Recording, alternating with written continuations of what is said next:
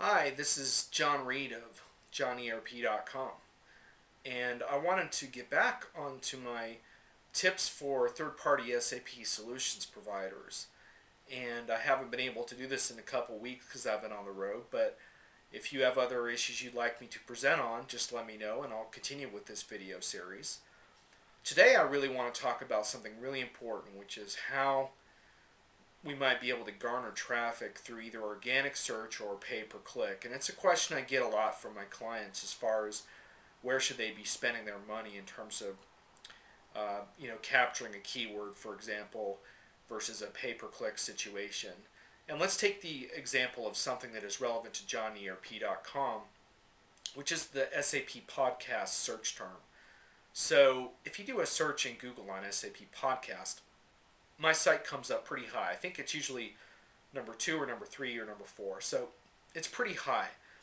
And once you get an organic search result that's that high, you probably don't need to worry about a pay-per-click ad because you're already really high in the search results. In the top 4 or so, generally you're getting a pretty solid amount of traffic. Once you go below 4, down on the below the fold they call it on the first page, then your traffic rates start to diminish and you need to start looking at how it is you can get a little more attention, and either by boosting your ranking in the organic search or looking into pay-per-click. Usually it's a dual strategy where while you're waiting to see your search appearance improve organically, then you shift to a pay-per-click approach in the meantime to make sure you're getting some traffic. Now, when I'm talking about pay-per-click, what I'm talking about is basically what's called Google AdWords, and those on any Google search or the sponsor listings you generally see appearing up and down the right hand side there, and then you're also going to see them sometimes on the top in a little shaded area called sponsored listings. Now, Google doesn't allow you to necessarily reserve the spots above the search listings. In most cases, that's determined by them based on what kinds of things are getting good click-throughs.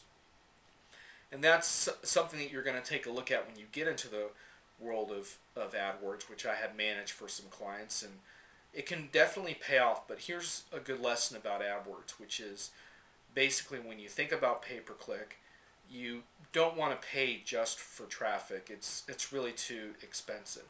You want to pay in proportion to actual deals that are getting closed. So you're going to need to spend a little time setting up tracking systems on your website that will allow you to track how many people clicked on an ad, arrived on your site, did an action step like maybe signed up for some free information, and then maybe from there you can track how many people you actually closed a sale with that came off of the website itself from the sponsored ads. The beauty of it is that if you do come up with a certain understanding of the metrics, and you can figure out that for every $1,000 you spend a month on average you're making $5,000 in return, then maybe you just keep having an ad for quite a long time.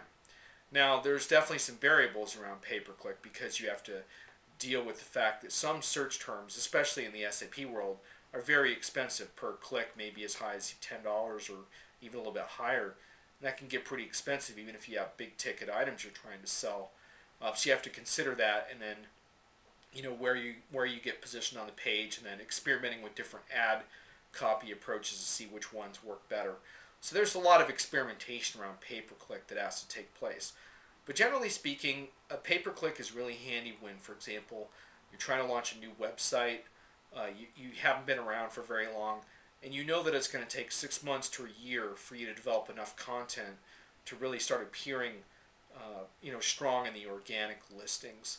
Or maybe there's a particular keyword that is extremely competitive, that is difficult. Like in my line of work, for example, SAP consulting is a phrase that is pretty competitive. I think I actually did crack it pretty high, especially with my consulting book, but for the most part, that's a tough phrase. And so sometimes when you look at a particular phrase, that helps you to see if you might need to buy some space on a pay-per-click basis because that phrase is hard to capture. How do you tell if a phrase is hard to capture?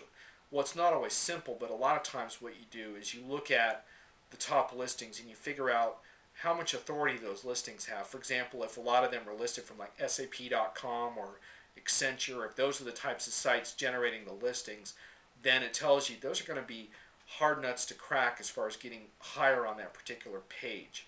You might not be able to get higher than 4 or 5 if the top 4 or 5 are very authoritative company listings.